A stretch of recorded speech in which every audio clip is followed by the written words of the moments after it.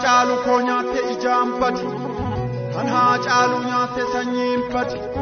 Naman ta'in dhagaa ta'i, hin jiidhin gogaa ta'i, siin tolin. Akkam jirtu hordoftoota maatii Naaf Yaad Future nageenya badhaadha. Guyyaa yaadannoo wareegama gooticha keenya artist Haacaaluu Hundeessaa waxabajjii 22 bara 2014 waggaa lammaffaa kabajamu ilaalchisee har'a yaadota tokko qabadhee isiniif dhiyaadheera. Hanga xumura qophii kanaatti nu hordofuu hin dagatinaa. Warri chaanaalii kanaaf haaraa taatan immoo subscribe, share, like fi qeeqaa fi yaadota garaagaraa yoo qabaattan karaa koomentii nu beeksisuu hin dagatinaa.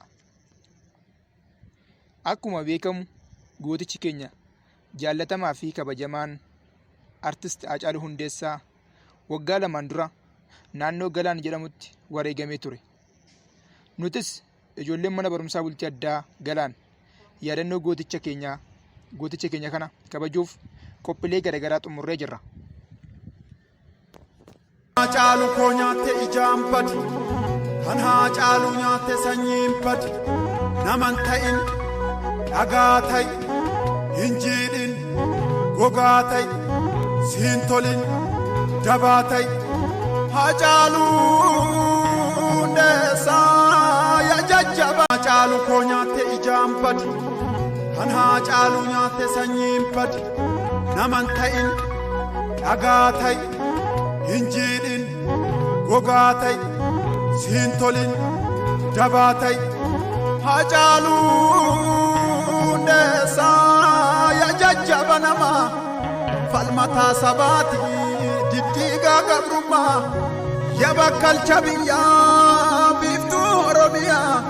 Haacaaluu Hundeessaa leencaan bokeessa dura shii dhaabbate kan diinaan falmate kan dhugaa dubbate kunis mallee haacuu maaluma si ta'uu odeeku maaloo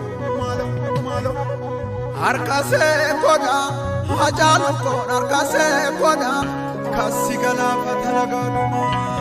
Harkasee godha Haacaaluu koon harkasee godha kasi galaafata nagaadhuma. Shimbiroo shimbiriri Haacaaluu yookuma si yaadadhu mimmaan kimbiriri. Shimbiroo shimbiriri Haacaaluu yookuma si yaadadhu mimmaan kimbiriri. Deddeemii karaasaa qoreessanii wayyoo jajjabeekoo kichuu si kutanii. Ilmaan Oromoodhaa dharumaan fixanii kan Rabbi isaan uume jiruu isaan dhoowwanii. Eebbisa addunyaa fayyadadha daadhii galaanfaa hubadha addunyaa fiixa fayyadadha gubaan kanniinitu garaadhaan hubbanne. Haacaaluu Hundeessaa itti dabalanii agartuu Oromoo wayyoo budhuuqsanii wayyoo guggubanne maaloo hin salphanne maaloo.